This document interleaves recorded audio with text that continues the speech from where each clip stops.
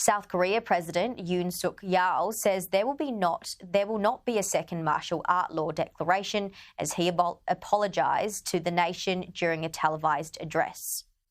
I am very sorry and would like to sincerely apologise to the people who were shocked.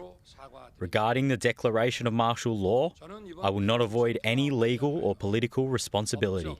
There will never be a second declaration of martial law.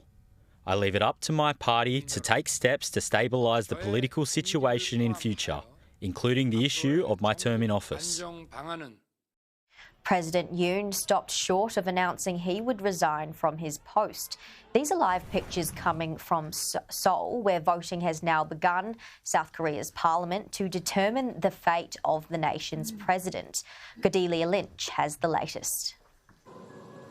That's right, voting has started, but it will not count as we understand it because they simply don't have enough members inside the Assembly to be able to carry out this impeachment vote in the normal way. And that is because members of the ruling party, the president's PPP party, have decided to boycott it. A large number walked out of the National Assembly behind me, deciding that they would walk rather than declare their decision publicly. And I think that will lead to a lot of controversy and a lot of anger. The public here in South Korea were already very frustrated by martial law being imposed and how long it has taken for the president to apologize for those actions.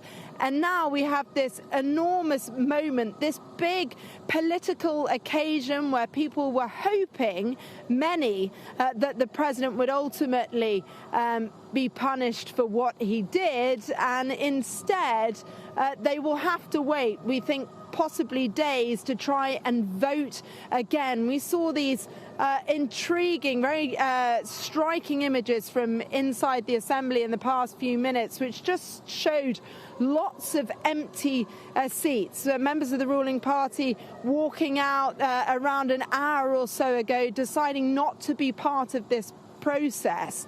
And while politics there happens, outside on the street there is protest. We are seeing thousands of people here in freezing cold temperatures gathered together, lots of people saying that the president should not only be impeached but should be imprisoned too. So we will have to wait and see how this plays out in the hours to come. This is a nation with a very rich history of protest, and I think we will see things really ratchet up in the next few hours as the news starts to seep in amongst them that in fact the politicians that represent them just weren't willing to declare their vote.